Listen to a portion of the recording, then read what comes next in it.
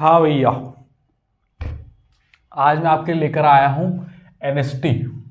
NST का मतलब है नंबर सिस्टम थ्योरी के टाइप। ऐसे सवाल जिसमें थ्योरी होती है थोड़ी थोड़ी सी, ऐसे कह लो कि मिसलेनियस टाइप है। इसको मैंने नाम दिया है एनएसटी। थोड़े थ्योरी वाले सवाल आएंगे, हो सकता है थोड़ी लैंग्वेज भी बड़ी हो और मिक्स सवाल होंगे। अब तक नंबर सिस्टम में मैंने टाइप वाइज कराया था, आज इसमें मैं मिसलेनियस के साथ नंबर सिस्टम लगभग पूरा कंप्लीट कर दूंगा।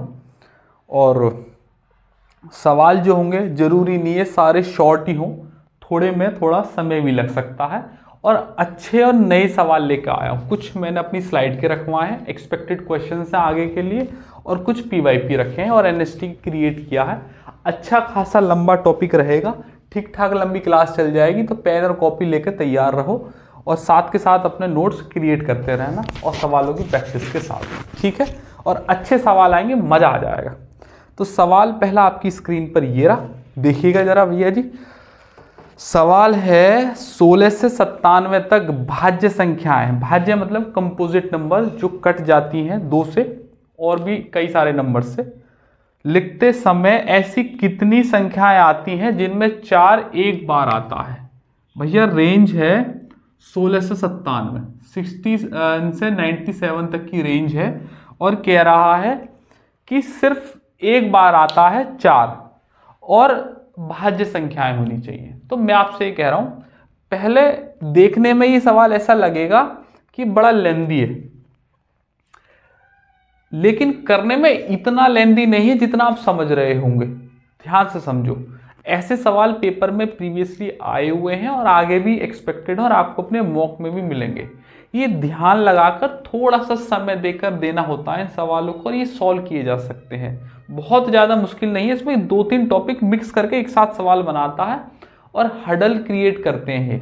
लेकिन आप ना आसानी से कर सकते हैं। पहले मैं ये कह रहा हूँ कि जिनमें 4-4 आता है 16 से 97 तक, उन्हें लिख दो एक बार। देखो सिर्फ 40 से 49 वाली लाइन ही होगी जो पूरी लिखनी पड़ेगी, बाकी में एक एक नंबर ही लिखना पड़ेगा। 16 के बाद पहला नंबर ऐसा आएगा 24, जहां पे 4 एक बार आएगा। उसके बाद आएगा 34, फिर यहाँ 40 से गाड़ी शुरू होगी, 40, 41, 42 ये नंबर शुरू हो जाएंगे। और ये हो जाएगा 43, ये हो जाएगा 44, ये हो जाएगा 45। गर्मी बहुत ज़्यादा हो रही है भैया जी, आज का सेशन कैसे दिया जाएगा। ये हो जाएगा 46 और ये 47, 48, 49, ठीक है। 49 के बाद आएगा 54, फिर 64, फिर 74, फिर 84 और फिर 94। ये वो नंबर होंगे, सारे मैंने लिख दिए, जिनमें 4 आएगा 16 से लेकर 97 तक। बस देखा जाए तो ये 40 वाली लाइन पूरी लिखनी पड़ी है, बाकी में तो एक एक ही था। अब कह रहा है कि 4 सिर्फ एक बार आता हो और भाज्य संख्या होनी चाहिए। देखो भैया ये कट गया क्योंकि इसमें 4 2 बार आता है। और देखो ये 41 भी कट गया क्योंकि ये प्राइम नंबर है, कह रहा है भाज्य होना चाहिए। बाकी देखो ये सारे भाज्य हैं, ये भी कट गया क्योंकि ये भी एक प्राइम नंबर है। ये हो जाएगा 47 भी कट गया क्योंकि ये भी एक प्राइम नंबर है, भाज्य होना चाहिए। 49, 54, 64, 74, 84, 94 ये सारे नंबर जिनमें 4 एक बार आता है और सारे के सारे भाज्य नंबर हैं। काउंट कर लीजिएगा, 1 2 3 4 5 6 7 8 9 10 11 12 13। Option number 4, 13 is the correct answer. Option number 4 एक बढ़िया सवाल है। 16 to 97 है। आप सबसे पहले उन नंबर को लिख दीजिएगा जिनमें 4 आता है, सारे एक साथ हमने लिख दिए। और उसके बाद फिर वो नंबर काट दिए, जैसे यहाँ 4 2 बार आ रहा है, कह रहा है एक बार आना चाहिए, ये भी काट दिया। और बाकी 41, 47 और 43 ये इसलिए काट दिए क्योंकि इनमें ये प्राइम नंबर कह रहा है भाज्य होने चाहिए। बाकी को काउंट कर लिया, 1 2 3 4 5 6 7 8 9 10 11 12 13 आंसर है। अच्छा सवाल है, अपना टाइम तो लेगा, लेकिन इन सवालों को यहाँ करके जाओगे तो वहाँ भी हो जाएंगे, और अगर आप यहाँ नहीं करेंगे तो वहाँ भी तुम्हें दिक्कत आने वाली है, ठीक। सेम इसी पैटर्न पर एक और सवाल देखिएगा, क्योंकि इस जैसा एक ही सवाल कराया ना तो फिर आपको दिक्कत आएगी। लेकिन 1-2 सवाल मैं करा दूंगा। मैंने एनएसटी इसी तरीके से डिज़ाइन किया है कि आपको एक तरीके के सवाल प्रैक्टिस करने को मिल सके, एक से कम ज़्यादा। इस सवाल को करो। अब इस सवाल का मैंने तरीका तो बता ही दिया आपको। अब आप इस सवाल को ऐसा करिएगा, पहले खुद से ट्राई करें एंड देन आफ्टर मैं आपको कराऊंगा, ठीक है। करें भैया इस सवाल को, अच्छे सवालों में से माने जाते हैं ये सवाल, बढ़िया सवाल है। करें भैया इस सवाल को। क्या कह रहा है, 11 से 53 तक ऐसी भाज्य संख्याएं कितने जिनमें 2 केवल एक बार आता है। 11 से 53 तक ऐसी कितनी संख्या जिसमें 2 एक बार आता है। ऐसा करके बहुत सारे सवाल क्रिएट किए जा सकते हैं, ठीक है ना। तो आ जाओ चलो देखते हैं। तो 2 तो पहले लिख लो सारे, 12 हो जाएगा, फिर 20 वाली लाइन ही पूरी लिखनी पड़ेगी क्योंकि ये क्या है, पूरा नंबर आएगा इसमें, हर एक में 2-2, ये इसलिए लिखवा रहा हूँ। बाकी जब प्रैक्टिस हो जाएगी तो जरूरी नहीं है तुम्हें पूरी लिखनी है। 27, फिर ये 28, फिर ये 29, उसके बाद ये आ जाएगा 32, फिर आ जाएगा 42 और फिर आ जाएगा 52। सही। अब कह रहा है कि केवल 2 एक बार आता हो और भाज्य संख्याएं होनी चाहिए। तो देखो ये वाला कट गया क्योंकि इसमें 2 बार आ रहा है, और भाज्य के लिए ये कट गया क्योंकि ये प्राइम नंबर है, और 29 कट गया, ये भी प्राइम नंबर है। बस बाकी तो भाज्य ही संख्या है। अब तो कर ही दोगे, गिन लीजिएगा। 1 2 3 4 5 6 7 8 9 10 और ये 11। आंसर क्या हो गया, 11।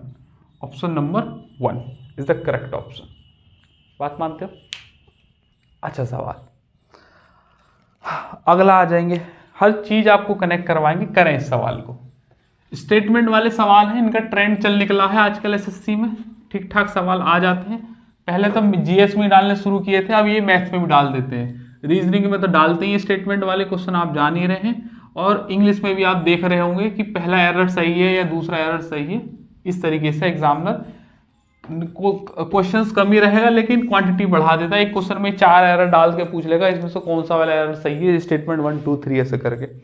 देखो ये कह रहा है कि -72 की पावर 18, अगर ध्यान से नहीं करा तो मैं कह रहा हूं सवाल गलत हो जाएगा। प्लस -73 की पावर 27, पहले तो इसे ही देख लें फिर बाद में देखेंगे इस वाले को। -83 की पावर 34 और माइनस के 83 की पावर 17।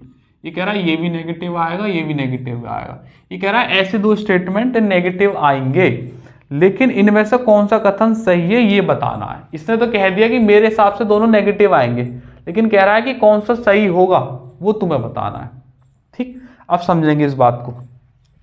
एक बात ध्यान से समझेंगे, इसके लिए एक बात की जरूरत पड़ेगी हमें, वो ये है कि अगर -1 की पावर इवन है कुछ भी, तो वो हमेशा पॉजिटिव आएगा, पॉजिटिव। और अगर -1 की पावर ऑड है कुछ भी, तो वो हमेशा के नेगेटिव आएगा। इसे हटा दीजिएगा, ये बात की जरूरत पड़ेगी। अगर -1 की पावर कुछ भी दे रखी है लेकिन इवन है वो, तो वो माइनस की मल्टीप्लाई होगी, पॉजिटिव बन जाएगा। और -1 की पावर ऑड है, कुछ भी है लेकिन ऑड है, तो वो हमेशा नेगेटिव आने वाला है।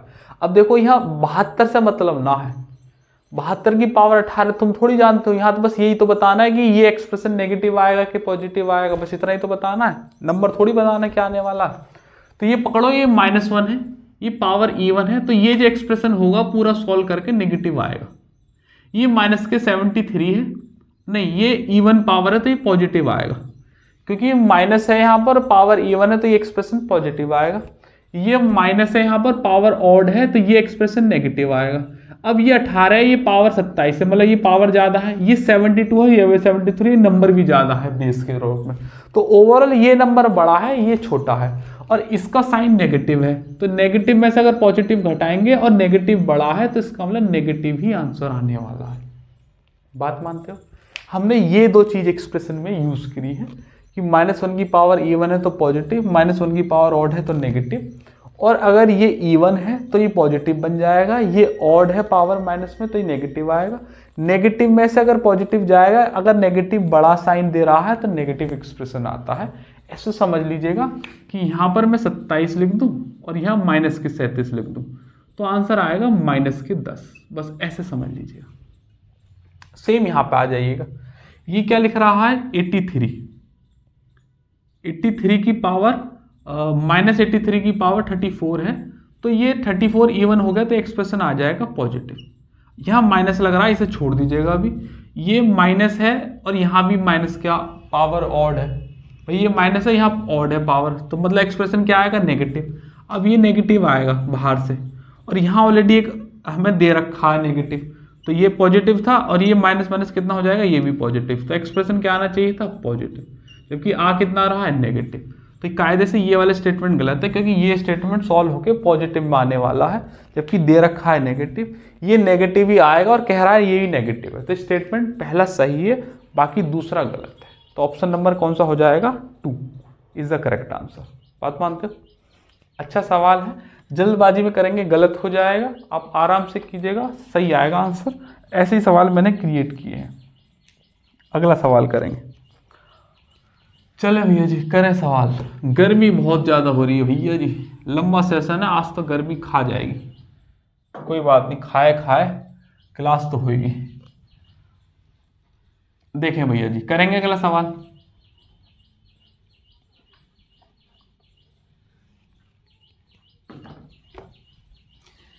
एनएसटी का बड़ा अच्छा सवाल है, इसे एक बार खुद से ट्राई कीजिएगा। हॉस्टल वाले सवाल मैंने पहले भी एनएसटी में करवाए हुए हैं, क्लास में भी करवाता हूं। उसमें से एक सवाल ये भी है, एक छात्रावास में 2 प्रकार के खर्चे होते हैं, एक खर्चा निश्चित है और दूसरा लड़कों की संख्या पर निर्भर करता है।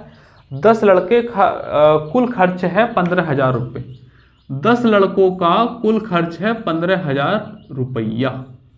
अब कह रहा है 25 लड़के प्रति औसत खर्च है 720। तो अगर 25 लड़के हैं और औसत खर्च दे रखा है 720, औसत है, तो मल्टीप्लाई करनी पड़ेगी 720 की 25 के अंदर, तो कुल खर्च निकल कर आ जाएगा। 0 डाल दीजिएगा, 25 दूनी 50 और ये 5 होएगा, 25 सत्ते 125, 75 और ये 80, तो 18,000 रुपये खर्चा आ जाएगा। और क्या कर सकते थे तुम, 25 को 1/4 लिख देते यहाँ पर, क्योंकि 25 और ये हो जाएगा 18 चौक 72, 2 जीरो और चिपका दो, 18,000। ये 50 में मैंने आपको सिखाया हुआ है। इसने क्या किया हुआ है कि औसत खर्च बोल दिया, डायरेक्ट ना देके वैल्यू, लेकिन हमें यहाँ ऊपर पूरी लिया तो यहाँ भी पूरी लेनी पड़ेगी। अब कह रहा है अगर 55 लड़के हों छात्रावास में तो कुल कितना खर्चा आएगा। अगर मैं ये पता कर लूँ कि फिक्स कितना है इसमें से और पर बच्चे का खर्च कितना है, तो मैं 55 का भी निकाल सकता हूँ, बस वही आंसर है हमारा। अब देखें, अगर मैं डिफरेंस देखूं तो भैया जी 15 बच्चों का डिफरेंस निकल के आ रहा है 3,000 रुपया, 3,000 रुपये। के का मतलब था 3,000, तो एक की वैल्यू हो जाएगी 15 दूनी 30, 200। तो 10 बच्चों का कितना खर्च होगा, एक की वैल्यू 200 है, तो 10 का कितना हो जाएगा, सिर्फ 2,000 रुपये, सिर्फ 2,000 रुपये। लेकिन वो हमसे पैसे कितने ले रहा है, 15,000 रुपये, तो कितने एक्स्ट्रा ले रहा है, तो 13,000 रुपये एक्स्ट्रा ले रहा है, 13,000 रुपया एक्स्ट्रा। ये जो एक्स्ट्रा लिए है ना, ये फिक्स्ड अमाउंट है कि इतना तो वो लेगा ही लेगा। बात मानते हो? अगर इतना तो वो लेगा ही लेगा। अब फिक्स पता चल गया, पर बच्चे का 200 रुपया पता चल गया, तो कह रहा 55 बच्चों का निकालो।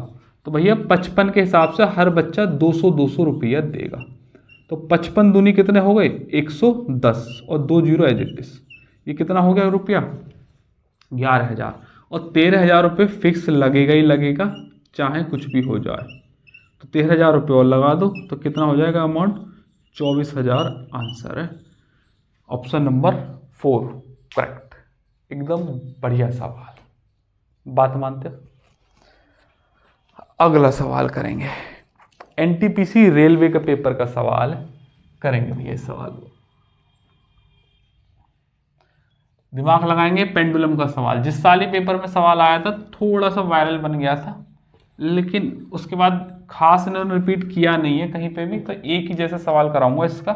लेकिन चूंकि सवाल ये पेपर में पहले आ चुके हैं, अगर अब आएंगे तो फिर आपको थोड़ी दिक्कत हो जाएगी, इसलिए मैंने ये सवाल एनएसटी में डलवा रखे हैं। एनएसटी में मैं ऐसे ही सवाल कराता हूँ जिसमें थ्योरी ज़्यादा आती हो, क्योंकि नंबर सिस्टम में वैसे भी छोटे छोटे सवाल होते हैं, आसानी से हो जाते हैं। करें इस सवाल को। एक पेंडुलम 3 सेकंड में 5 बार टकराता है। पेंडुलम होता है ना, वो ऐसे ऐसे चलता रहता है, तो 3 सेकंड में 5 बार ऐसे टकरा रहा है। इसकी फ्रीक्वेंसी है 3 सेकंड में 5 बार की। और कह रहा है दूसरा पेंडुलम 4 सेकंड में 7 बार टकराता है, ये 4 सेकंड में 7 बार टकरा रहा। सही। यदि दोनों पेंडुलम एक ही समय में आघात शुरू करते हैं एक ही समय में, तो 1 मिनट में वो कितनी बार टकराएंगे या प्रहार करेंगे, ऐसा उसने लिखा है। अच्छा सवाल है, दिमाग लगा के देखो। अगर मैं 4 और 3 कितना हो गया, 12 सेकंड में ये एक साथ होंगे, तो 3 के हिसाब से ये 4 बार बच जाएगा। 3 सेकंड में 5 बार है तो 4 बार में कितना हो जाएगा, ये 20 बार टोटल। 4 सेकंड में हमने 12 ले रहा तो कितने की मल्टीप्लाई करेंगे, ये 3 बार बजेगा। 4 सेकंड में ये 7 बार बज रहा है, ऐसे करके 3 बार बजेगा ये। तो 7 या कितने हो गए, 21 हो गए। बात मानते हो? तो टोटल एक बार 12 सेकंड में ये बज गया 20 और 21 41।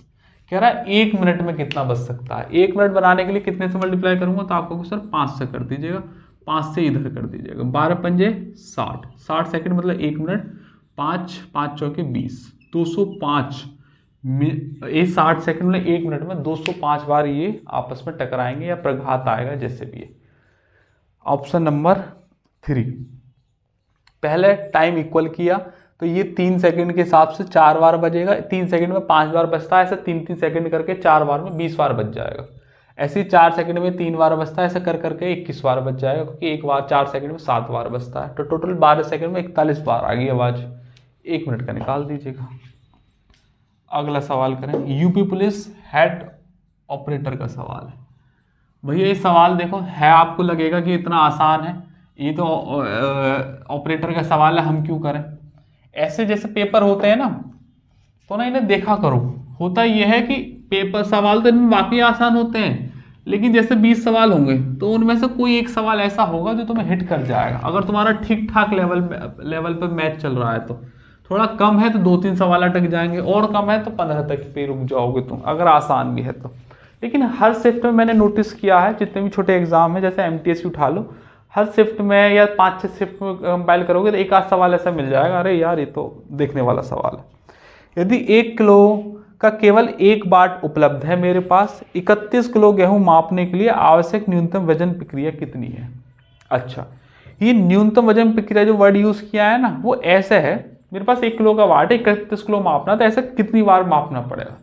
वजन ऐसे नापा जाता है कि अगर मैंने जितना रखा हुआ है अब कम रहेगा तो उतना ही और रखूंगा, फिर जितना टोटल हो गया उतना ही और रखूंगा, जितना टोटल होगा उससे उतना ही और रखूंगा। मतलब हर बार में वो क्वांटिटी रखी जाएगी। मेरे पास 1 किलो का बाट है तो मैं पहली बार में 1 किलो ही रखूंगा। अब 1 किलो और रखूंगा तो 1 और 1 कितना किलो काउंट हो जाएगा, 2 किलो। अब मेरे पास टोटल 2 किलो हो गया, अब मैं 2 किलो और रखूं तो कितना काउंट हो जाएगा, 4 किलो। अब मैं 4 किलो और रखूंगा, टोटल 4 है तो 4-4 कितना हो जाएगा, 8 किलो।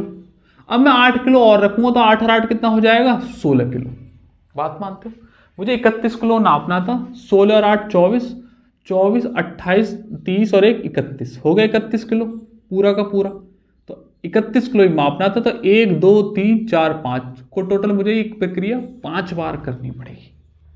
ऐसे बढ़िया सवाल है, अच्छा सवाल है, आसान सा। अगर आप अटक गए तो अटक ही जाओगे।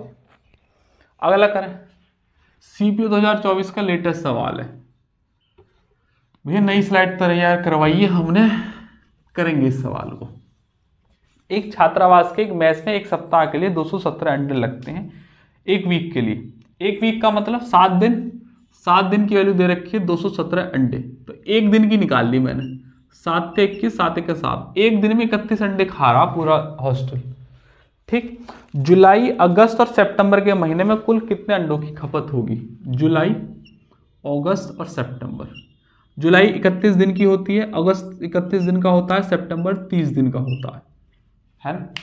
तो भैया हो गए 90 और 2 कुल मिला के 92 दिन हो गए। एक दिन में 31 अंडे, तो 92 दिन में कितने अंडे, इंटू कर दीजिएगा 31। यूनिट डिजिट देखिएगा 2 आएगी, एक ही ऑप्शन में दे रखी है unit digit, option number 4, 28 52 answer. Unit digit का इस्तेमाल करिएगा, जरूरी थोड़ी हर बार हम मल्टीप्लाई करेंगे। अगला करेंगे, मेंस के पेपर का सवाल है भैया जी, 2019 सीजीएल मेंस के पेपर का। ऐसे कुछ सवाल ऑप्शन से भी हो जाते हैं, लेकिन कई बार ये क्या करते हैं, ऑप्शन को फंसा देते हैं, ऑप्शन से फिर वो हो नहीं पाता है, और कर भी दिया ना तो इतना समय लगेगा, ऑप्शन से कोई फायदा नहीं है। तो ऐसे मैंने एनएसटी में सवाल डलवाए हैं, जिससे आप इन्हें करें तो आसानी से हो जाए, और इनके मैं बेसिक से कराऊंगा। जब 2 अंकों की एक संख्या को के अंक जोड़ के गुणा किया जाता है तो 424 आता है। 2 अंकों की संख्या है और गुणनफल आ रहा है 424। कह रहा एक दूसरे के स्थान पर अंकों को रखकर मतलब पलट दें और गुणा करें उनके योग से तो 280 आता है ना।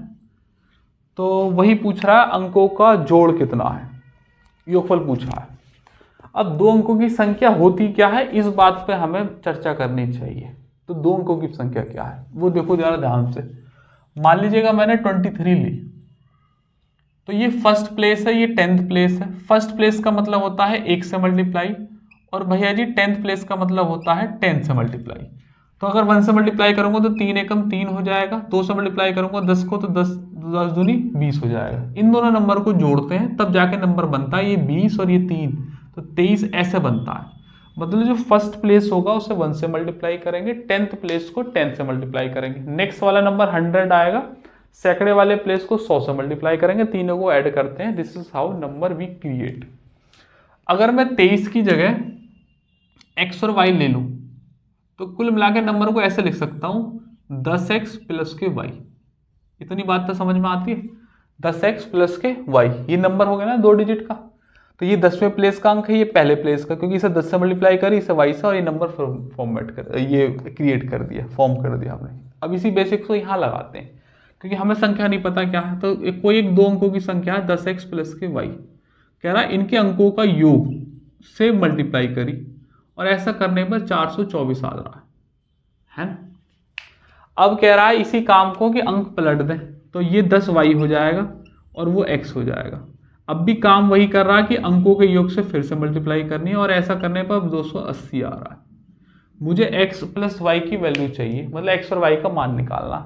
तो भैया अब इन्हें डिवाइड मारो, और डिवाइड मारोगे तो ये कट जाएंगे, ये वाले एक्सप्रेशन। ये 7 से कटना चाहिए जो कि नहीं कट रहा है, तो कोई किससे काटूं, 4 से तो कट रहा है, 4 धाम 40, 2 4 6 24, 4 7 28, 200 और कट रहा है, 200 कट दिया कितनी बार, 53 बार, ये 200 कट गया 35 बार। देखो भैया आंसर आ गया आपका। ये नंबर 53 है, यही नंबर को पलट के नीचे 35 आ रहा है, पलट दिया ना, तो वही नंबर हम पलट रहे थे। तो पता चल गया कि 10th प्लेस कितना है 5 और ये 1 प्लेस कितना है 3, 5 और 3 अंकों का योग पूछा है, कितना हो जाएगा 8। Option number 3 is the correct answer, क्योंकि अंकों का योग ही पूछा है। इसका मतलब वो 53 थी संख्या, 53 थी, अंकों के योग से मल्टीप्लाई कर रहे थे और ऐसे ही पलट के फिर अंकों के योग से मल्टीप्लाई कर रहे थे, तब 280 आ रहा था, 424 आ रहा था, है ना। अच्छा सवाल है। अगला सवाल लेंगे, ये पिछले साल के मेंस के पेपर का सवाल है, लेटेस्ट। ये पिछले साल 1-2 सवाल आए थे, मैं 1-2 सवाल कराऊंगा इन्हें। ये दिल्ली पुलिस में भी एक सवाल आया था, जीडी में भी था, बाद में मेंस में भी सवाल पूछा, स्टेटमेंट वाला था।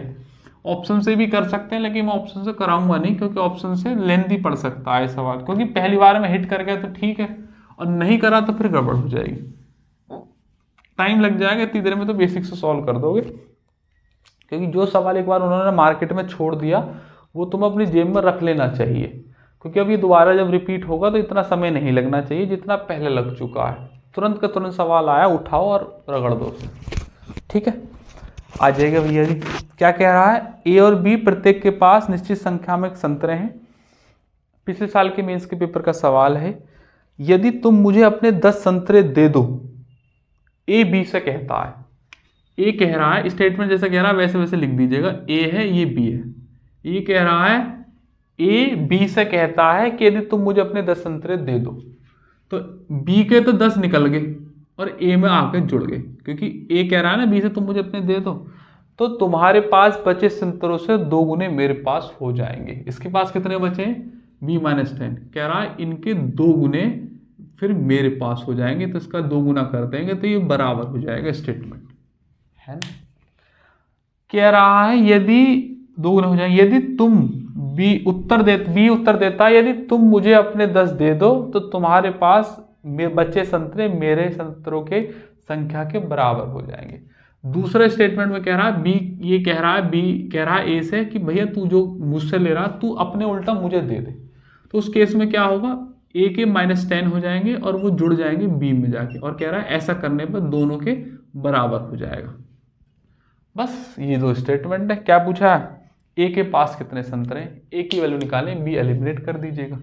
तो इस वाली लाइन को मैं लिख सकता हूँ ए माइनस के बी बराबर 20, क्योंकि माइनस इधर चला जाएगा, ये उधर चला गया। यहाँ 2 की मल्टीप्लाई कर दीजिएगा, ए प्लस के 10 बराबर 2b और माइनस के 20।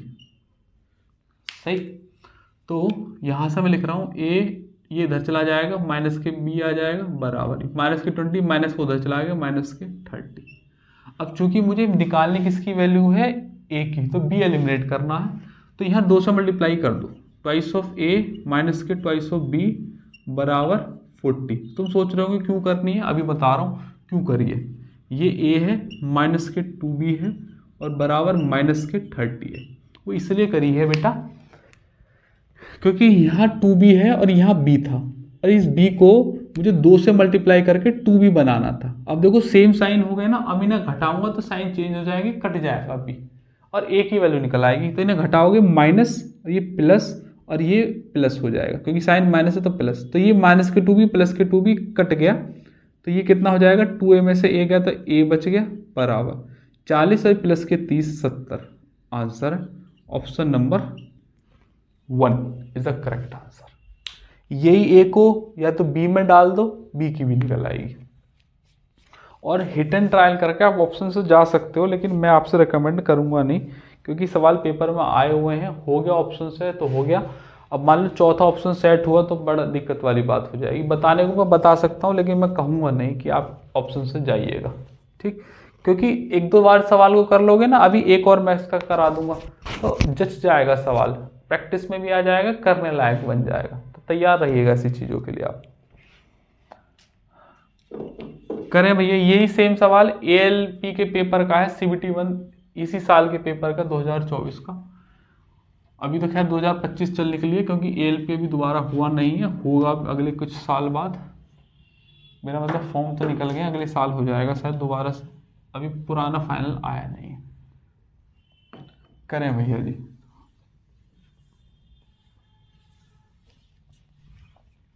दो कक्षाएं A और B, यदि 7 विद्यार्थियों को A से B में स्थानांतरित कर दिया जाता है। देखो थ्योरी वाले सवाल हैं, ठीक ठाक थ्योरी है। NST में ऐसे ही सवाल आएंगे तुम्हारे पास, इनका भी एक पूरा टाइप क्रिएट करके आपको करना चाहिए, क्योंकि ऐसे सवाल आते हैं एग्जाम में। 7 विद्यार्थियों को A से B में स्थानांतरित कर दिया जाता है, A से, तो A से निकल जाएंगे 7 और B में 7 ऐड हो जाएंगे जाके, ठीक। तो B में A से 2 गुनी संख्या विद्यार्थी होंगे, B में A से 2 गुनी, तो यहाँ 2 की मल्टीप्लाई कर दीजिएगा और ये फिर इतने विद्यार्थी B में हो जाएंगे। यदि 3 विद्यार्थियों को B से A में भेजा जाता है, 3 को, तो इसका मतलब यहाँ पे हो जाएंगे A+3 और यहाँ हो जाएंगे B-3, क्योंकि B से निकल के A में आ रहे हैं। तो कह रहा संख्या समान हो जाएगी, तो यहाँ बराबर कर दिया मैंने, दोनों की बराबर हो जाएगी। तो दोनों संख्याओं के बीच धनात्मक अंतर बताना है, A-B या B-A की वैल्यू निकालनी है। तो आइएगा निकालते हैं। देखो यहाँ से आ जाएगा, A इधर करो माइनस के B बराबर -3 -3 -6 आ गया।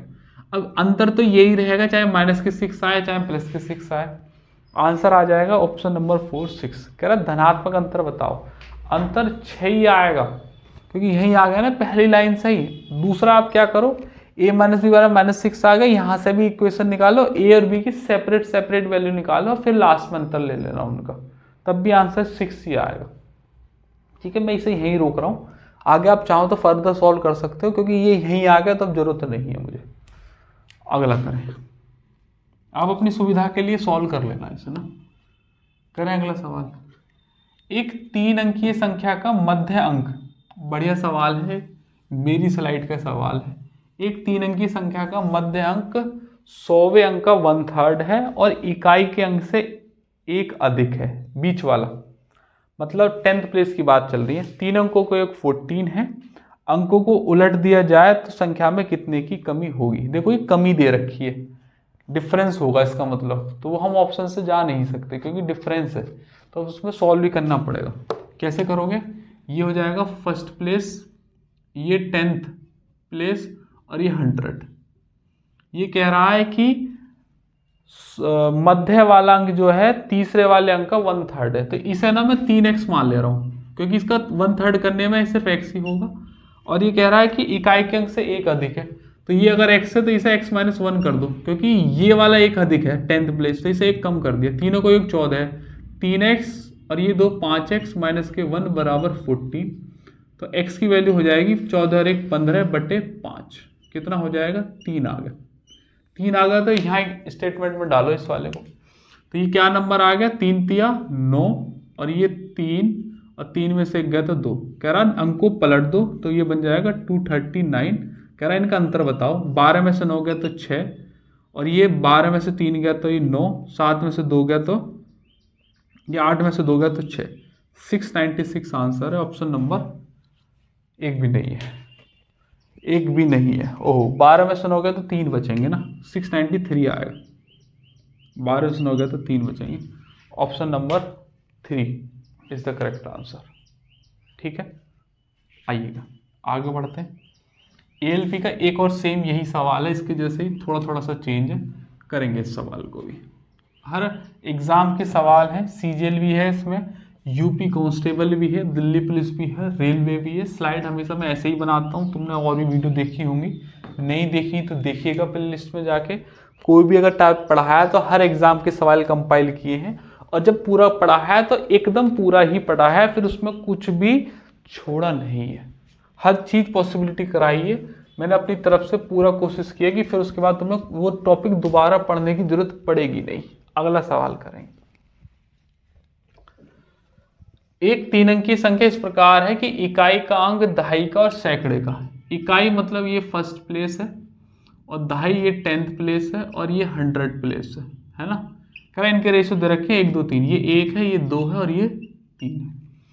कह रहा है कि इस अंकों को पलटने पर प्राप्त संख्या योग 1332 है। पलट देंगे तो ये 123 बन जाएगी। कह रहा है इनका योग कर दीजिएगा। 3 और 1 4, 4 और 4, 444 बन गई। योग कह रहा है कि 1332 बन गया है। ध्यान से देखें तो 444 इससे 3 बार कटेगा पूरा पूरा। तो कह रहा संख्या ज्ञात कीजिएगा। 1 की वैल्यू 3 है तो ये संख्या थी, तो यहाँ 3 की मल्टीप्लाई कर दीजिएगा। 3 तिया 9, 3 दूनी 6, 3 एकम 3, 963 is the correct answer. Option number 1 है कि नहीं। अगला सवाल देखेंगे, इस तरफ करिएगा इस सवाल को। ये भी स्लाइड का सवाल है मेरी का। एक बार इस NST को अच्छे से तैयार कर लीजिएगा, फिर शायद आगे कोई सवाल तुम्हें दिखेंगे अपने मॉक में, और इसके जैसे भी दिखेंगे ना सिमिलर, तो आप उनसे टैकल करने में उन्हें थोड़ा सा कंफर्टेबल फील करेंगे, अनकंफर्टेबल नहीं। क्योंकि जनरली आप देखना इन पर बहुत सारा टाइम वेस्ट कर देते हैं। ये तो खैर यहाँ पर मैं टाइप किए हुए सवाल है, क्लास में एक्चुअली दिखाता हूँ जहाँ से लिए हुए होते हैं, तो उसके नीचे टाइम भी लिखा होता है। इतना % बच्चों ने सॉल्व किया उसी प्लेटफॉर्म से, या किसी बच्चे ने डाउट भेज दिया हमारे पास, कितना उसमें टाइम लग गया, कितने % बच्चों ने हुआ, उसके नीचे का सॉल्यूशन भी। तो उसी अप्रोच को बदलना है, और तभी और सिर्फ तभी तुम उस भीड़ को काट सकते हो और उससे अपने आप को अलग दिखा सकते हो। 120 खंबे एक सीधी रेखा में संरेखित हैं। 2 आसन खंबे को बीच की दूरी समान है। पैदल पथ पर दौड़ता हुआ एक व्यक्ति 56वें से चला और 80वें तक जाने में 12 सेकंड लेता है। 56 से 80 देखूंगा तो मैं कुल मिलाकर 24 खंबे आएंगे और मुझे लगे 12 सेकंड। तो यहां से एक खंबे में आधा सेकंड लग रहा है, एक खंबे को पार करने में आधा सेकंड। कह रहा है शुरुआत के 30 और अंतिम 30 खंभों को पार करने में लगने वाला कुल समय। एक स्टेटमेंट है यहाँ पे जो इसमें गलती कर सकते हो। तो शुरुआत के 30 और अंतिम 30 कितने हो गए 60। एक खंबे को आधा सेकंड, 60 घंटों में आधा का 30 सेकंड। ऑप्शन में नहीं है। आपको लगा गलती है, गलती नहीं है, समझो भाई बात को। ये मान लीजिए खंबे पार कर रहा है, मैंने खंबा यहां से यहां चल के आ गया है ना, तो एक खंबे के बीच की दूरी पार हुई, लेकिन खंबे 2 निकल गए। फिर एक और करा तो 2 खंबे की दूरी पार हुई, लेकिन खंबे 3 निकल गए। फिर एक और किया, फिर 4 खंबों की दूरी, 3 खंबों की दूरी निकाले, लेकिन खंबे 4 निकल गए। ऐसे करके 1 2 3 4 5 खंबे अगर मैं देखूंगा तो दूरी सिर्फ मुझे 4 ही चलनी पड़ रही है। अगर स्टार्टिंग से 30 है और लास्ट से 30 है ना, तो समझ लो 30 और 30 60 नहीं, 29 करने पड़ेंगे, 58, एक एक कमी तो करना पड़ेगा, पूरे पूरे थोड़ी करने हैं, दिखाए वाले एग्जाम्पल से। अगर 5 खंबे में क्रॉस कर रहा हूं तो दूरी सिर्फ 4 ही चलूंगा, अगर मैं 30 खंबे क्रॉस कर रहा हूं तो दूरी सिर्फ 29 चलूंगा। तो दूरी 29 इसकी 29 उसकी, तो कितना होगा टोटल 58 खंबे। एक खंबा को पार करने में आधा सेकंड लगती है, तो 58 खंबों को पार करने में कितना समय लगेगा, 29 सेकंड। आंसर है। ये बहुत ही अच्छा और टाइम टेकिंग वाला सवाल था अगर आप इस वाले कॉन्सेप्ट को नहीं लगाते हैं। हाँ, आगे चल रहे हैं। आरपीएफ कांस्टेबल के पेपर का सवाल है। ये थोड़ा सा आपको रीजनिंग का लगेगा, लेकिन आजकल ट्रेंडिंग का सवाल है इसलिए मैंने ले लिया है तो कांस्टेबल में, लेकिन आप ध्यान में रखो इस साल के सीजीएल की रीजनिंग वाले सेट में मिल सकता है सवाल तुम्हें, और बाकी सीजीएल के अलावा सीएचएसएल सीपीओ इन सब में भी दिख जाएगा। कह रहा 8261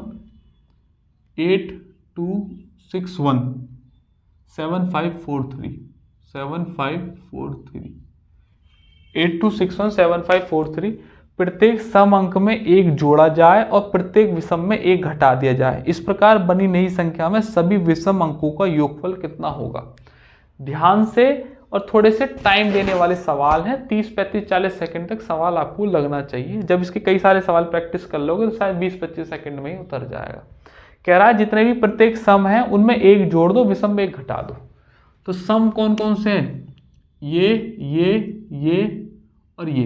कह रहा है इनमें एक एक जोड़ दो, तो जोड़ दीजिएगा भैया। इनमें 9 बन गया, ये कितना बन गया 3, ये कितना बन गया 7, ये कितना बन गया 5। कह रहा प्रत्येक विषम में एक घटा दिया जाए, तो बचे कुछ विषम हो गए 1 2, ये इसमें घटा देंगे कितना बचेगा 0, इसमें घटा देंगे कितना बचेगा 6, इसमें घटा देंगे कितना बचेगा 4, इसमें घटा देंगे कितना बचेगा 2। अब कह रहा प्राप्त बनी संख्या में सभी विषम अंकों का योगफल। विषम कौन कौन से हो गए 1 2 3, बस यही तो बने विषम, और ये भी तो है 3। 9 7 9 16 और 3 19, 19 और 5 24। ये आंसर है ऑप्शन नंबर 1 करेक्ट। ठीक ठाक सवाल, टाइम लेगा।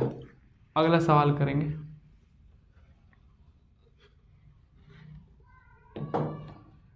2.25 मतलब 2.25 या 2 सही 1/4 आम की एक पेप मैंगो ड्रिंक की बोतल से 45 ml के कुल कितने छोटे छोटे गिलास भरे जा सकते हैं। मतलब ऐसे समझ लीजिएगा एक बड़ी बोतल है मेरे पास, ऐसे करके समझ लीजिएगा। मान लीजिएगा मेरे पास ये एक बोतल है, अब इस बोतल से कोई छोटे गिलास है अगर मेरे पास, तो ऐसे कितने भर सकता हूँ। मान लीजिएगा ये इसका अगर मैं निकाल दूं तो इस बोतल से ऐसे छोटे छोटे कितने गिलास भरे जा सकते हैं। तो ऑब्वियसली बात है मैं इन्हें डिवाइड मारूंगा, इसका टोटल डिवाइड बाई ये, और जितने होंगे उतने भर जाएंगे। ये ऐसे समझ लीजिएगा दूसरे तरीके से कि मेरे पास 10 लीटर पानी है और एक है मेरे पास 2 लीटर का छोटा गिलास। 2 लीटर के कितने पानी के गिलास भर जाएंगे, तो डिवाइड बाई 2 कर दीजिएगा, तो 2 पंजे 10, 5 गिलास भर जाएंगे। सेम वही पैटर्न है, बस लैंग्वेज को थोड़ा सा और डेटा चेंज करके मुश्किल बना के तुम्हें दे दिया। 2.25 लीटर की एक आम की पेप है, मतलब बड़ा कोई डब्बा होगा 2.25 लीटर का। 45 ml के कितने छोटे गिलास भरे जा सकते हैं, 45 ml से डिवाइड मार दीजिएगा। ये लीटर है, ml बनाने के लिए 1000 से मल्टीप्लाई और होगी, पॉइंट हटाओ 2 जीरो खत्म हो गए, और ये 45 पंजे होते हैं तो 5 और ये हो गया 10, 50 गिलास की जरूरत पड़ेगी। ऑप्शन नंबर 2 करेक्ट है। अगला देखो वही है, ये किसी पेपर टीचिंग के पेपर का एग्जाम है। 12/5 में कितने 3/10 है, तो भैया 12/5 है में 12/5 में कितने 3/10 है, तो 3 और बटे 10 ऐसे तो डिवाइड तो मार रहे थे, तो डिवाइड मार दो। ये 10 कूद के सबसे ऊपर जाएगा तो ये हो जाएगा 12 × 10 और नीचे आ जाएगा 5 और ये 3 मल्टीप्लाई में हो जाएगा। भाई ये डिवाइड इन दोनों को पलट दोगे तो ये मल्टीप्लाई में हो जाएंगे और डिवाइड लग जाएगा। 5 दूनी 10 हो गया और 3 चौके 12, 4 दूनी 8। आंसर है ऑप्शन नंबर 3 करेक्ट। अगला सवाल करें। CISF HCM के पेपर का सवाल है, हेड कांस्टेबल मिनिस्ट्री। अच्छी जॉब होती है, आप इसे नज़र में रखिएगा क्योंकि मिनिस्ट्री में ही बैठना होता है। ये दिल्ली में, जहाँ जहाँ मिनिस्ट्री वर्ड यूज़ हो जाए समझ जाइएगा ज्वाइनिंग दिल्ली में आएगी। क्योंकि मिनिस्ट्री सारी वही है। आजकल जो नए बच्चे MEA से भर्ती हो रहे हैं, MEA ना, हाँ, एक्सटर्नल अफेयर्स, उसकी ज्वाइनिंग वहाँ भी आ रही है। आंध्र प्रदेश में एक जगह है विजयवाड़ा, वहाँ भी मैंने सुना है कि कुछ बच्चों की आई है। शायद वहाँ पर उसकी एक और ब्रांच बनाई है, या कुछ ट्रेनिंग के लिए भेजते हैं, कुछ ऐसा चक्कर है, श्योर नहीं हूँ लेकिन ऐसा कुछ है। किसी ने मुझे बताया था कि Vijayawada he was selected in MEA in 2020 CGL। तो शायद कुछ और भी बताया होगा, लेकिन शायद ऐसा आ रहा है। लेकिन वैसे आप एक्सपेक्टेड है आपकी दिल्ली रहेगी लाइफ टाइम जॉब। मिनिस्ट्री के ये फायदे रहते हैं। कह रहे हैं भैया इस सवाल को CSF SCM के पेपर का सवाल कह रहा है। एक स्कूल में, देखो इतना बड़ा सवाल है लेकिन आप इसे ध्यान से करेंगे तो कर सकते हैं। एक स्कूल में तय हुआ कि विक्की और राजू को आर्थिक मदद मिलेगी। पहले यह तय हुआ कि 6 रुपये छात्र से दिए लिए जाएंगे हर छात्र से, और 240 छात्रों ने प्रत्येक ने यह राशि दी। जैसा जैसा कहे वैसे वैसे करते रहो। 240 छात्रों से 6 रुपये लिए गए, तो 24 छक्का 144, 1440 रुपये आ गया। अब बाद में कक्षा 5 के प्रत्येक छात्र को 2 रुपये वापस कर दिए जाएंगे, ऐसा भी एक निर्णय हुआ। कक्षा 5 में 43 छात्र थे, 43 छात्र को 2-2 रुपये दिए, तो 43 दूनी 86 रुपये हमने वापस कर दिए। तो कितने बचे? 10 में से 6 गए तो 4 बचे, 13 में से 8 गए तो 5, और ये 1 और ये 3, 1354 रुपये अब मेरे पास बच रहा है। अब कह रहा है शिक्षकों ने 2000 रुपये का योगदान दिया, तो 1356 में 2000 रुपये और दे दिए भैया कुल मिलाकर, तो 4 और ये 5, ये 3 और ये 2 और 1 3, 3354 रुपये हो गए। अब एकअप की गई पूरी राशि विक्की और राजू के बीच समान रूप से वितरित की गई थी। अब ये जो राशि हुई है ना, ये विक्की और राजू के बीच में समान रूप से वितरित की गई। जैसा कहा है ना बिल्कुल वैसा करो, आराम से करो, 1 मिनट तो लग जाएगा लेकिन उसका सवाल हो जाएगा। राजू और विक्की है, अब ये बराबर बराबर बांट दो, तो भैया काट दो। 17 दूनी 34 तो जाएगा ना, 16 दूनी 32 चला जाएगा, 1 2 7 14, 2 7 14, 1677 रुपये दोनों को मिल गए। अब ये कह रहा है कि लेकिन विक्की ने आधी रकम राजू को दे दी, तो विक्की के पास कितनी है? इस विक्की ने आधी रकम राजू को दे दी, तो विक्की के पास कितनी है? तो आधी यही, आधी दे दी, आधी यही, तो इसका डिवाइड बाई 2 कर दीजिएगा, तो कितना जो बचेगा वही आंसर है। 2 8 16 कट गया पूरा पूरा, 77 को कितना? 38 दूनी 76, 38.5 आंसर है। 838.5 ऑप्शन नंबर 3 करेक्ट है। 838.5 रुपये बचेंगे विक्की के पास। देखने में लग रहा होगा थोड़ा मुश्किल सवाल है, लेकिन आप इसे पढ़ते जाओ और सॉल्व करते जाओ। ऐसे लंबे सवालों को जब लास्ट में आप राउंड लेके आए, छोटे छोटे सवाल निपटाते, तब इन सवालों को छेड़ना चाहिए। हो जाए तो ठीक है, नहीं तो छोड़ दो। बहुत ज़्यादा इनसे लड़ाई करने की जरूरत नहीं, लेकिन एक बार तो कम से कम इन्हें करो। अगला सवाल करें। क्या कह रहा है? एक भूतल से लिफ्ट में चढ़ता है एक्स। एक भूतल मतलब ग्राउंड फ्लोर हो गया ना, नीचे से जमीन पे से चढ़ रहा है, और कह रहा है कि ये लिफ्ट 30 मंजिल प्रति मिनट की गति से ऊपर जा रही है। 30 मंजिल प्रति मिनट की गति से ऊपर जा रही है, जबकि वाई उसी समय 50वीं मंजिल पर दूसरी लिफ्ट पर चढ़ता है। 50वीं मंजिल से चढ़ता है और ये 45 मंजिल प्रति मिनट की गति से नीचे आ रही है। उन्हें रास्ते में किस पर काटेंगे? अगर मैं टाइम निकाल दूं तो सवाल हो सकता है। भाई वो 50वीं मंजिल से आ रही है, नीचे से जा रही है, तो यहाँ तो 0 फ्लोर है, तो ये 30 मंजिल प्रति मिनट है, तो मैंने मान लिया 30 मंजिल प्रति मिनट का टाइम t लगेगा। और ये 0 मंजिल से है तो 0 लिखने की जरूरत नहीं, लेकिन ये 50वीं मंजिल से, तो 50वीं मंजिल से इसे घटा दें तो ये 45 मंजिल प्रति मिनट आ रही है, और ये टाइम दोनों का बराबर हो जाएगा, क्योंकि ये भी टाइम जो लगी कहीं काटेंगे, और वो भी 45 की स्पीड से आ रही है, वो भी कहीं काटेंगे। लेकिन ये 50वीं स्पीड से मंजिल से थी, तो 50 में से घटा के लिखा है, यहाँ 0 में से घटा के लिखता तो कोई फायदा नहीं था, वो एक ही बात थी। 45 उधर ले आइएगा तो ये हो जाएगा 75t बराबर 50, तो यहाँ से t की वैल्यू निकल के आ जाएगी 50/75, तो 25 दूनी 50, 25 तिया 75। क्या पूछा है? रास्ते में किस मंजिल पर काटेंगे? अगर मैं 30 के हिसाब से देखूं तो इंटू यहाँ पर कर दीजिएगा 30, तो 3 से 3 खत्म, 20वीं मंजिल पर वो आपस में एक दूसरे से काट लेंगे। बात मानते हो? और अगर आपको टी की वैल्यू यहाँ डालनी है तो यहाँ भी डाल दीजिएगा, तब भी आंसर 20 ही आएगा। 45 लीजिएगा, 50 माइनस के 45 और इंटू 2/3, तो करेंगे 3 से गए 15, 15 दूनी 30, 50 में से 30 गए तो 20वीं मंजिल। दोनों से कर लीजिएगा, सेम आंसर आएगा। ये जीडी का पेपर का सवाल था और किसी बच्चे का डाउट भी था। एडिटर साहब ने सब में एनएसटी चिपका दिया है, यहाँ स्टूडेंट डाउट लिखना चाहिए था।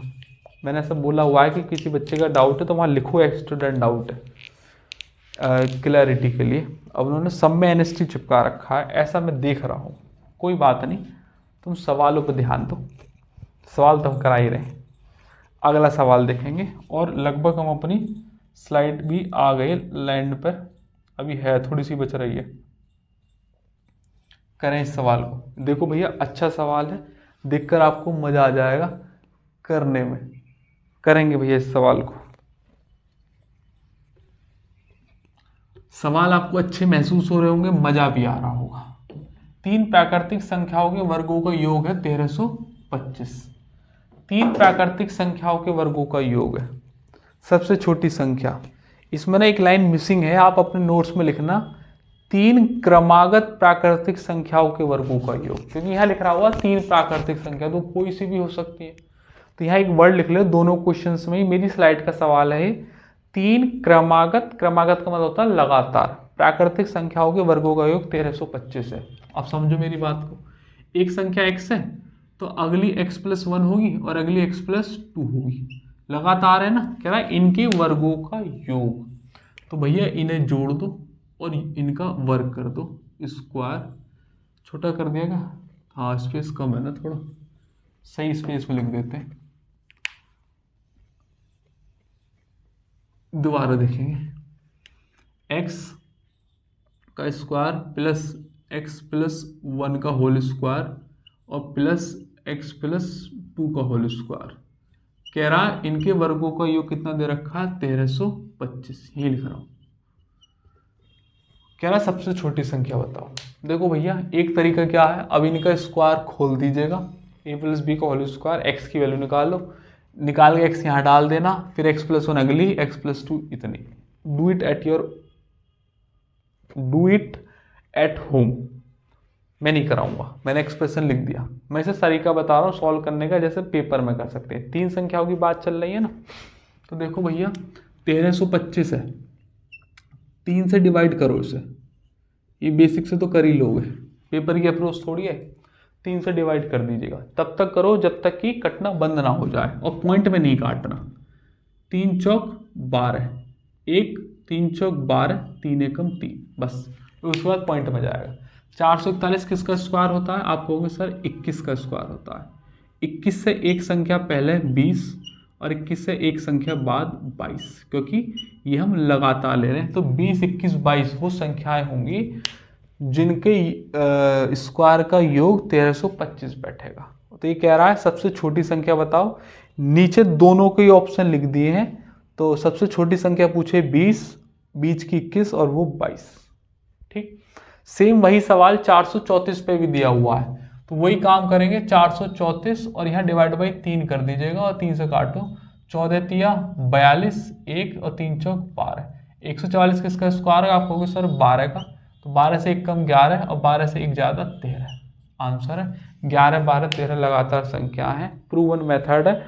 छोटी संख्या पूछिए 11 आंसर है। हमेशा तब भी सवाल आए आपको ऐसे ही करना है, do not use this expression. ये बस मैंने समझा दिया कि ऐसा होता है। देखो इसका एक सवाल और कराता हूँ जो पेपर का है, ALB के पेपर का सवाल है।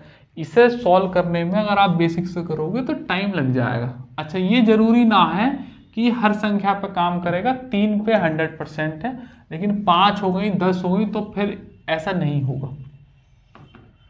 10 पे तो मैंने ट्राई भी करके नहीं देखा है, लेकिन 3 वाली से एक्सप्रेशन उन्होंने पेपर में डाले हुए हैं, तो 3 वाला ही मैंने कराया है आपको। ठीक, ये वाला सवाल करें सेम ऐसे ही। लगातार 8 के रूल दे रखे हैं, 8 के, तो 8 के हिसाब से करेंगे। 8 के 3 क्रमागत मल्टीपल का योग कितना दे रखा है? 24 24। तो भैया जी करें इस सवाल को, करेंगे भैया जी 24 24। 24 24 सबसे बड़ा गुणज ज्ञात कीजिएगा। तो भैया जी 24 24 है 3 है, 24 24 8 से नहीं 3 से डिवाइड कर लीजिएगा। 3 अट्ठे 24, ना जाने की 0, 3 अट्ठे 24, 808 पूरा चला गया। अब ये 8 के मल्टीपल है तो 8 8 के गैप पे होंगे, तो एक इससे पहला वाला कितने पे होगा? 800 पे, और इसके बाद वाला कितना होगा? 816 पे। तो ये 8 8 दूनी 16 और ये तो 3 संख्या होगी। सबसे बड़ा गुणज पूछा है 816, इससे शॉर्ट इस सवाल का सॉल्यूशन हो नहीं सकता। अगला करें, ये 3 क्रमागत भाज्य संख्याओं का योग 36 है, तो तीनों का गुणनफल बताना है। देखो वही संख्या है, वही सेम सवाल है, CHSL के पेपर का है। ये एक ही पैटर्न को कई जगह रिपीट करते हैं। मैं इसलिए आपसे कहता हूं कि इन PYP की नस्ल को पकड़ो। ये नस्ल अगर आप पढ़ना सीख गए तो बहुत आगे तक की इंप्रूवमेंट हो जाएगी। वरना होता ये है कि कई बार मैं ऑफलाइन में भी कह के थक जाता हूँ, लेकिन बच्चे मानते नहीं है। यहाँ से पढ़ के जाएगा और वहाँ जाके कहीं और कुछ किताब लगा रहा है। मुझे बड़ा ही दुख होता है। अरे तू यहाँ से पढ़ के गया है तो यहीं के नोट्स पढ़, यहीं के क्लास नोट्स लगा, और उसके बाद जो समय बच रहा है तो मैंने बच्चों को PYP लगाने के लिए रिकमेंड किया हुआ है in the form of mock. 25 सवालों का सेट एक साथ लगाओ, 20 सवालों का सेट एक साथ लगाओ, जिस जिस एग्जाम की आप तैयारी कर रहे हैं उनकी मॉक लगाओ। PYP एक तरफ से सारे सॉल्व करो, CGL के सारे लगा के खत्म करो, CHSL के शुरू करो, CPO के शुरू करो। Mock in the form of, वो क्या कर रहा है चैप्टर वाइज बुक उठा लेता है इतनी लंबी। अरे भैया सर ये 10,000 सवालों वो है, समझ नहीं आता, इतना टाइम वेस्ट कर देते हैं। क्योंकि ना तो उससे कोई बहुत ज़्यादा फायदा मिलने वाला, और स्पीड तो बिल्कुल नहीं डेवलप होगी। स्पीड के लिए तो हम बता ही रहे हैं चीज़ों को। इन्हीं सवालों को घर जाके लगाओ, फिर मॉक की फॉर्म में लगाओ, वहाँ से स्पीड इंक्रीज होगी, माइंड डिज़ाइन हो जाएगा इन चीज़ों के लिए। आप ध्यान में रखिएगा इन चीज़ों को। यदि 3 क्रमागत भाज्य संख्याओं का योग 36 है, तो भैया जी 3 है, डिवाइड कर दीजिएगा, कितना बनेगा? 12 तिया 36।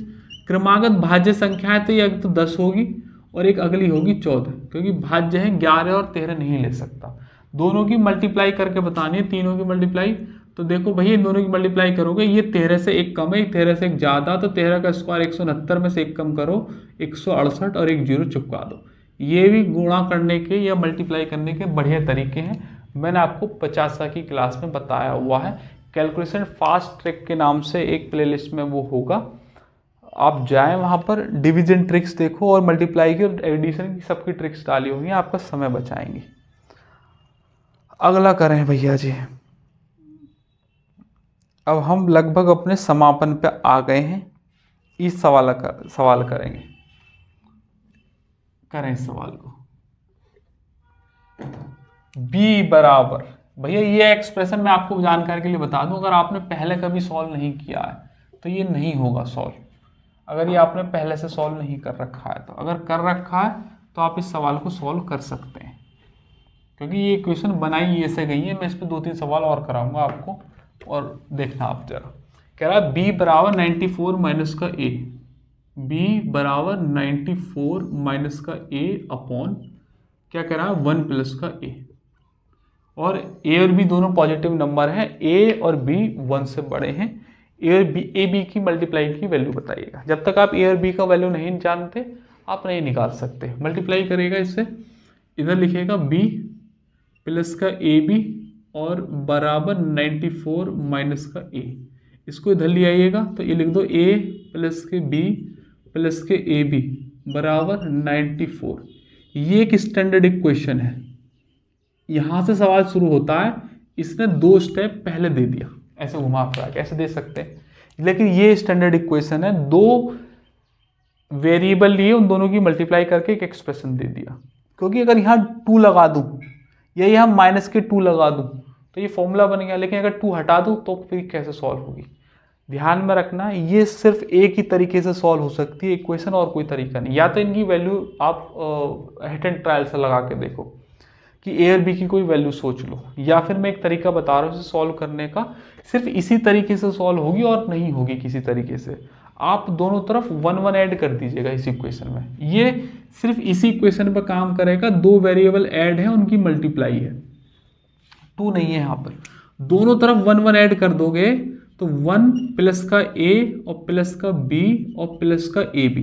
आपके मन में सवाल आएगा 94 प्लस 1 कितना हो जाएगा 94। सर 1 1 क्यों ऐड कर रहे हैं? तो इसलिए कर रहे हैं क्योंकि मुझे एक एक्सप्रेशन यहाँ से कॉपी निकालना है। कॉपी का मतलब बाहर कॉमन करके निकालना है, और वो तभी आएगा जब यहाँ से b कॉमन बाहर निकलेगा तो 1 प्लस a होगा। तो 1 ही चाहिए मुझे पहले, इसलिए 1 ऐड किया है। तो 1 प्लस ए ये रहा, यहाँ से भी b कॉमन ले लीजिएगा, 1 प्लस ए और यहाँ से b कॉमन ले लीजिएगा, तो अंदर बचेगा 1 प्लस ए और बराबर हो जाएगा 95। इसलिए 1 1 ऐड किया है क्योंकि यहाँ 1 प्लस ए आ रहा है। अगर यहाँ 2 आता तो मैं वहाँ से भी 2 ही ऐड करता। तो 1 प्लस ए ये रहा, 1 प्लस ए रहा, तो 1 प्लस ए तो बाहर कर दीजिएगा और अंदर बचेगा 1 प्लस बी, क्योंकि ये पूरा बाहर हो गया, यहाँ 1 बचा, ये b था ही, बराबर हो जाएगा ये 95, है कि नहीं। अब यहाँ से 95 के बेस्ट फैक्टर करके लिख दो, क्योंकि ये 2 फैक्टर टूट के आ गए ना।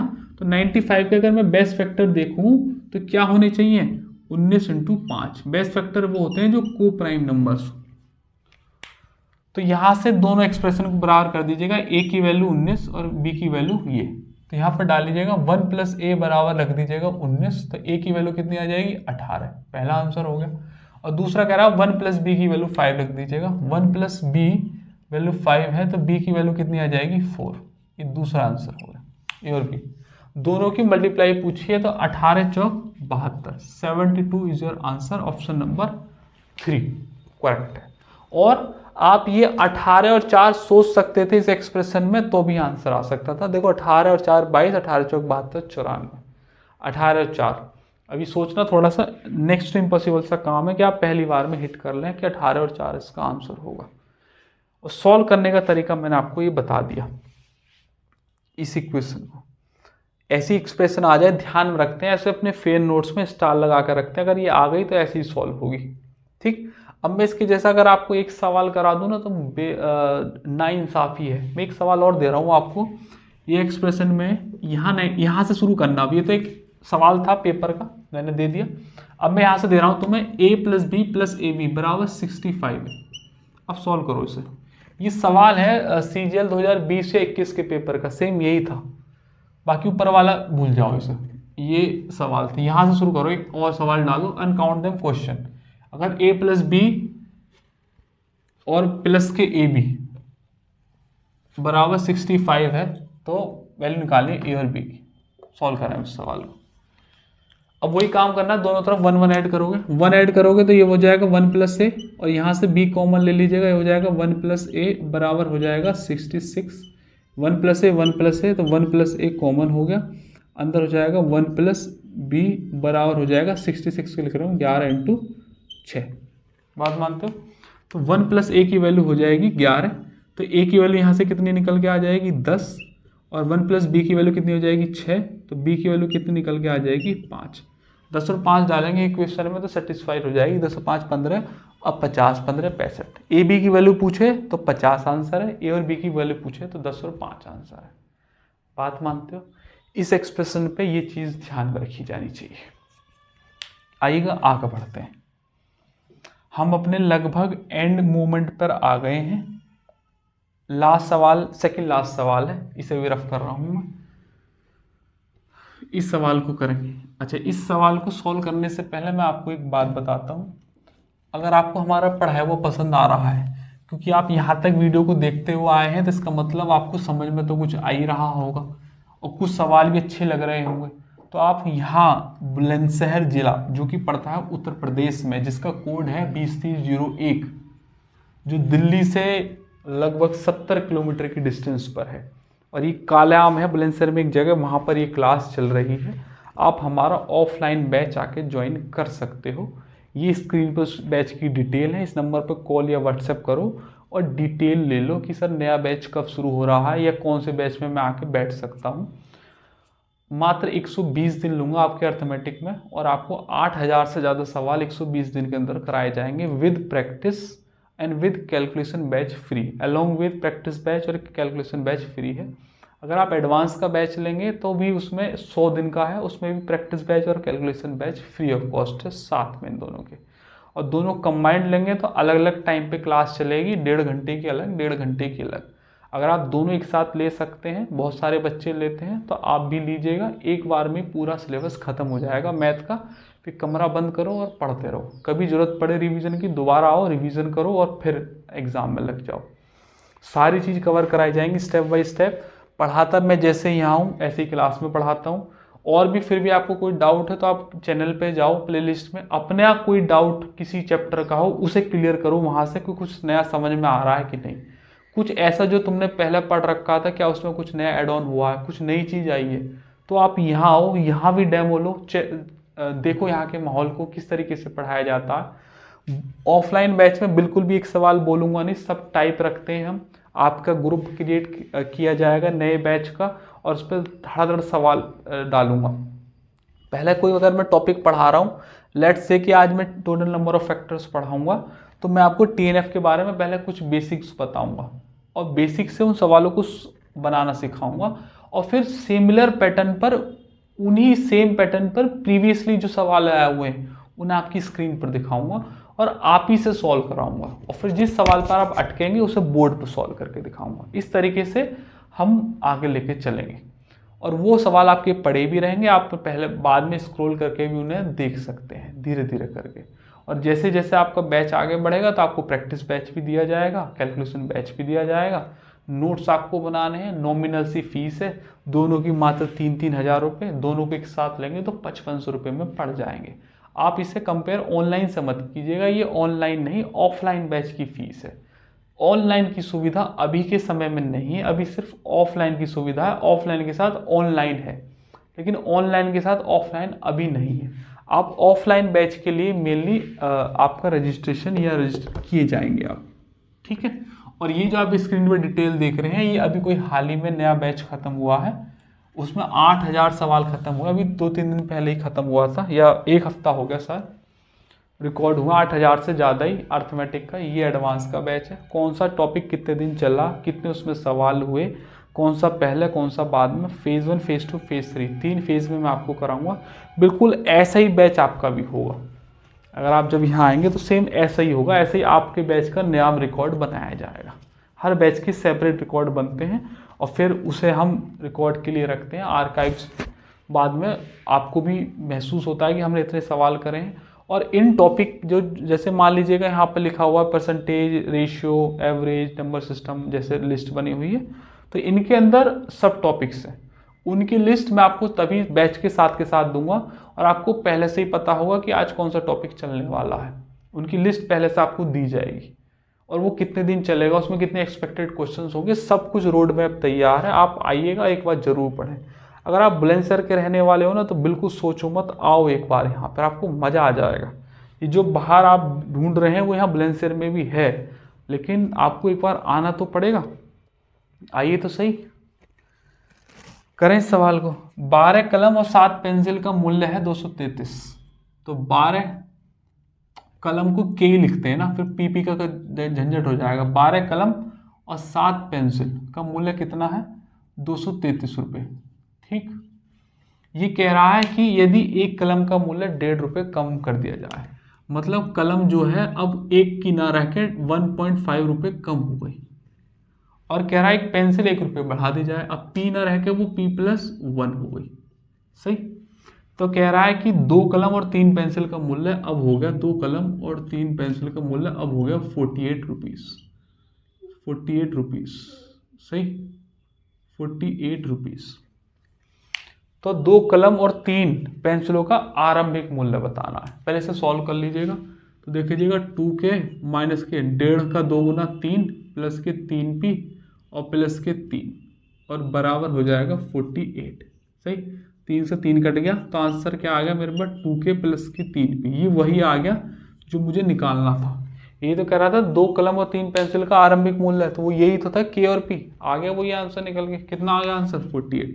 अगर आप इसे ये सोच के छोड़ देते कि यार ये तो थ्योरी वाला सवाल है, ऑप्शन नंबर 4 है, थ्योरी वाला सवाल है, ये मेरे तो बड़ा लंबा पड़ेगा, छोड़ देते हैं, 1.5 रुपया 1 रुपया बढ़ा रहा, बड़ा लंबा पड़ेगा, एग्जामिनर यहीं आपके माइंड से खेल गया। और उसने यही सेकंड एक्सप्रेशन से आंसर काट के दे दिया। अभी पहले भी एक ऐसा सवाल आया था, है ना भैया जी। लास्ट सवाल आपका आ गया स्क्रीन पर, और इसी के साथ एनएसटी पूरा खत्म हो जाएगा। एक ही पेज पर सवाल बहुत सारे लिख दिए हैं, बहुत सारे का मतलब 3 लिख दिए हैं, और इनमें कम से कम मैं 10 करा दूंगा। And count the separate separate questions. करें भैया जी इस सवाल को, करें जी। क्या कह रहा है, यदि 1 से लेकर 759 तक कुल कितने सम और विषम संख्याएं, 1 से लेकर 759 तक कितने सम है और कितने विषम है। दूसरा लिख रहा हुआ 1 से लेकर 1013 तक कितने हैं, और 1 से लेकर 512 तक सम और विषम कितने हैं। ये रेलवे में, ग्रुप डी में, एनटीपीसी में, दिल्ली पुलिस में ऐसे सवाल आते हैं, लेकिन एसएससी सीजीएल में, सीएचएसएल में अब नहीं आ रहे हैं, लेकिन पहले कभी आते थे। उनके आउटडेटेड सवाल है, लेकिन बाकी डीएसएसबी में या टीचिंग के एग्जाम में वहाँ बहुत जगह आ जाते हैं। और पढ़ाई करने वाला बच्चा तो इन सब एग्जाम में एक एक बार ट्राई मारता ही है। अगर उसका वहाँ सीजीएल सीएचएसएल में नहीं हो रहा है तो एक बैकअप के लिए है, और आपको लिए बैकअप रखना चाहिए। कितने सम और कितने विषम है, ऐसे बहुत सारे सवाल बना लो। इधर थोड़ी देर के लिए समझेंगे ऑब्जर्वेशन। अगर 1 और 2 लिखा मैंने तो 1 सम है 1 विषम है, मतलब ये वाला सम है ये वाला विषम है। 3 तक लिखा तो मैंने, तो अब 2 क्या हो गए विषम मतलब ऑड, और 1 क्या हुआ सम। 4 तक लिखा मैंने तो अब 2 हो गए ये वाले और ये वाले सम, और 2 हो गए ऑड। अब एक बात समझो मेरी बात को, जैसे मैं लिखूं 1 से लेकर 10 तक, तो इसमें आप कहोगे सर 5 तो इवन होंगे मतलब सम, और 5 ही ऑड हो जाएंगे, है ना। अगर मैं यही नंबर 10 से 11 तक कर दूं तो भाई 11वां नंबर ऑड ही तो बड़ा है, तो इवन तो अब भी 5 ही रहेंगे, और ऑड कितना हो जाएगा 6। यही तो होगा, एक ऑड हो जाएगा। अब समझना मेरी बात को, जैसे 512 है इवन पे ही खत्म हो रहा है, तो 256 कितने होंगे इवन, और 256 ही कितने होंगे ऑड। ऑड मतलब विषम, इवन मतलब सम। अगर मैं 13 कर देता तो यहाँ 257 ऑड हो जाते, इवन अब भी उतने ही रहते। तो अब जैसे कि 1012 1013 है, तुम 1013 को मत देखो, तुम किसको देखो 1012 को। अगर 1012 होता तो 506 आते, तो 506 कितने इवन और 506 कितने ऑड। लेकिन अब 1013 तक है तो एक ऑड बढ़ जाएगा और 507 ऑड हो जाएंगे, खत्म बात हो जाएगी। सही। अब 759 है तो तुम 759 मत देखो, तुम क्या देखो 758 को देखो। 758 में देखो भैया 700 का होता है 350 और 58 का होता है 29, तो भैया 5 से 7 तो 379 और 379, 9 दूनी 18। गलत कर दिया क्या, 29 दूनी 58, ज़्यादा हो गया 350 तो 700 का 350 ना होगा आधा 350, और 58 को 29 और, हाँ तो सही था। और कह रहा 759 तक है, तो भैया 379 तो इवन होंगे, ऑड एक बढ़ जाएगा 379 से 380 हो जाएगा, ये ऑड हो जाएंगे। दोनों को जोड़ोगे 700 हो जाएंगे, 9 हो जाएगा, 7 8 15 1 3 3 4 1 7। ये एक टाइप लास्ट वाला, ये भी खत्म। पूरी एनएसटी की पूरी स्लाइड मैंने आपको करा दी। अच्छे 24-25 सवाल होंगे, आपको मजा भी आ गया होगा करके। ऑड इवन का कॉन्सेप्ट बता दिया कि अगर इवन पे खत्म हो रही है गाड़ी तो बराबर बराबर बांट दो, ऑड पे हो रही है तो एक ऑड एक्स्ट्रा कर दो। इतने सम और विषम संख्या इसमें फाइंड आउट हो जाएंगी। सारे अच्छे सवाल थे, आने लायक सवाल थे। आगे भी आपको एनएसटी के ये सवाल मॉक में और आपकी प्रीवियस किसी एग्जाम में आगे के किसी में दिख सकते हैं। एनएसटी का पूरा टाइप यहाँ खत्म होता है। नंबर सिस्टम की और बहुत सारी क्लास मैंने आपको करा रखी है टाइप वाइज। आप प्लेलिस्ट में जाओ नंबर सिस्टम में, वहाँ से टाइप वाइज देखते चले जाओ। हर टॉपिक डिटेल में है, एक बार पढ़ा है तो पूरा उसका R&D कर दिए। इस वाली वीडियो को यही रखते हैं। अगर आपको ये वीडियो पसंद आई है तो सबसे पहले तो लाइक कर देना, और चैनल पर नए हो तो सब्सक्राइब कर दो, जिससे आगे की वीडियो के बारे में आपको पता चलता रहे।